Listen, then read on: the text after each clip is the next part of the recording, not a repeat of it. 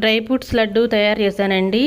దీంట్లో నేను వాడిన జీడిపప్పు, బాదం పప్పు, వాటర్ మిలాను సీడ్స్, ఇంకా పంకిన్ సీడ్స్, ఇంకా సన్ఫ్లవర్ సీడ్స్ అండి. నువ్వులు కూడా వాడాను. ఎవరైనా ప్రెగ్నెంట్గా ఉంటే కనుక అవి స్కిప్ చేసేయండి. కొత్తగా మ్యారేజ్ అయిన వాళ్ళు కూడా నువ్వులు అవన్నీ వాడొద్దండి. ఇంకా ఈ డ్రై ఫ్రూట్స్ అన్నీ కనుక ఒక్కొక్కటి విడివిడిగా అనమాట. ఒకటి లావుగా ఉంటుంది, ఒకటి సన్నగా ఉంటాయి, అలా ఉంటాయి కదండి. అన్నీ ఒకేసారి కాకుండా విడివిడిగా ఉట్టి మూగుడు ఒకటి పెట్టి, నెయ్యి వేయలేదు, నూనె వేయలేదు, ఏమీ లేదండి. ఉట్టిగానే వేపాను. సన్న సాగ పెట్టుకొని మరీ మాడిపోయేంత వరకు కాకుండా దోరగా వేపాను అనమాట విడివిడిగా. తర్వాత ఇవన్నీ కూడా విడివిడిగానే మళ్ళీ మిక్సీలో కూడా పౌడర్ చేశానండి. పౌడర్ చేసిన తర్వాత బెల్లము పాకం పట్టాను అనమాట, తీగ పాకం వచ్చే వరకు. ఇట్లా నీటికి ఒక 1/2 కేజీ పట్టిందండి బెల్లం నాకైతే.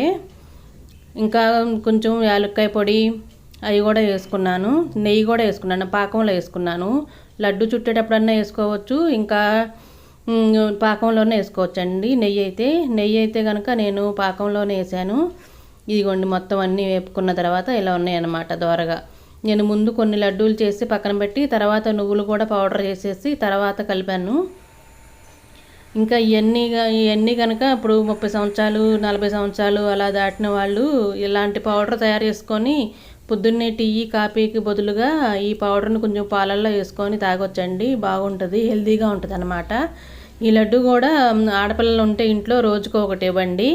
ఇదే కాకుండా వేరుశనగ గుళ్ళును నువ్వులు బెల్లం వేసుకొని తింటే కూడా పీసీఓడి ఉంటే తగ్గిపోయిద్దండి. ఇంకా ఈ లడ్డూలు తిన్నా కానీ ఆరోగ్యానికి మంచిదే. పీసీఓడి ఉన్న వాళ్ళకి కూడా ఈ లడ్డూలు మంచిదన్నమాట. మంచిగా ఆరోగ్యంగా బలంగా ఉంటాము. ఆడపిల్లలు అయితే తప్పకుండా ఇలాంటివి చేసి పెట్టండి. నేనైతే చేశానన్నమాట. ఇదిగోండి మొత్తం పౌడర్ అంతా ఎంత అలాగా మిక్సీలో ఇచ్చి ఆడిచ్చాను అనమాట. కొంచెం మీకు బరకగా కావాలంటే బరకగా కూడా ఆడించుకోవచ్చు. పౌడర్గా కావాలంటే పౌడర్గా కూడా ఈ పౌడర్ చేసుకోవచ్చు. నేనైతే కనుక కొంచెం బరకగా ఉన్నానండి. పెద్ద మిక్సీ జార్లో వేసి 1-2 సార్లు అనిపించేసి దించేసాను అనమాట. ఇదిగోండి బెల్లం పాకం తీసుకొచ్చి ఇట్లాగా పౌడర్లో వేసాను. ముందు ప్లాస్టిక్ డబ్బాలు వేసానండి, లోతుగా ఉంటుంది కలుపుకోవచ్చని. ప్లాస్టిక్ డబ్బా అయితే కరిగిపోయిద్దని ముందు పళ్ళెంలో వేసి కలిపేసి తర్వాత మళ్ళీ దాన్ని డబ్బాలోకి మార్చుకొని ఇట్లాగా లడ్డూలు చుట్టానండి. నా వీడియో కనుక నచ్చితే please like, share and subscribe అండి.